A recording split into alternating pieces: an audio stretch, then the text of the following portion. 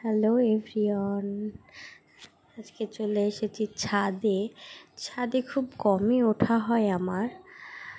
উঠেই ছাদ বাগান, ছাদের গাছগুলো একটা ভিডিও করলাম। আজকে ফুলগুলো ফুটে আছে, এত ভালো লাগছে দেখতে যে ভিডিও না করে থাকতে পারলাম না। এখানে নয়নতারা প্রথমে ছিল, পাতাবাহার, তারপরে নয়নতারা সাদা গোলাপি, এটা বেলি ফুলের গাছ। আর এই যে এটা কমলা লেবুর গাছ।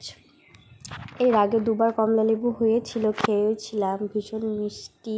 কিন্তু এইবার কমলা লেবু ধরেনি। গাছটা অনেক বড় ছিল, ভেঙে গিয়েছে। এই যে নয়নতারা, কত ফুল ফুটে আছে, দেখতে এতই ভালো লাগছে। সারা গাছে ফুল আর ফুল।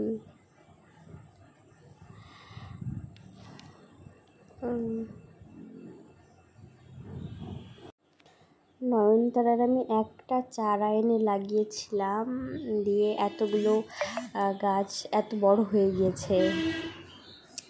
আর এটা অ্যালোভেরা গাছ, তোমরা সবাই চেনো অ্যালোভেরা গাছ। এইদিকেও অনেকগুলো অ্যালোভেরা গাছ আমি একটাই লাগিয়েছিলাম, এতগুলো হয়ে গিয়েছে। আর এই গাছটার নাম হাড়জোড়া গাছ নামেই পরিচিত।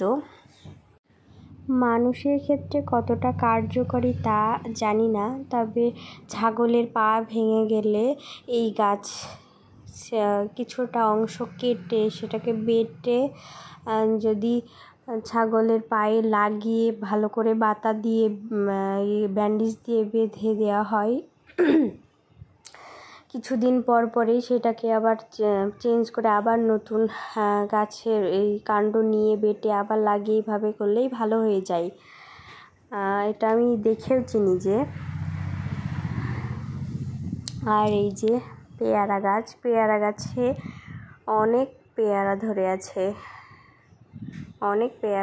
আছে, আর ভীষণ মিষ্টি এই গাছের পেয়ারা। অলরেডি অনেক পেড়ে খাওয়াও হয়ে গিয়েছে আমাদের, আবার এইগুলো আছে।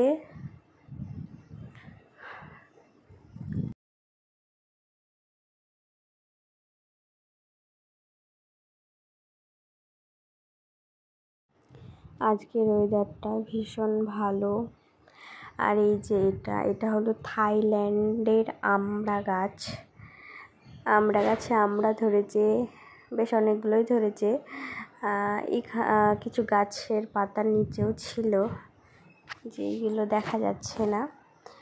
আর এইটা তো আমাদের পুঁই শাক গাছ, ভীষণ তরতাজা, সাথে গাছের ফ্রেশ পুঁই শাক,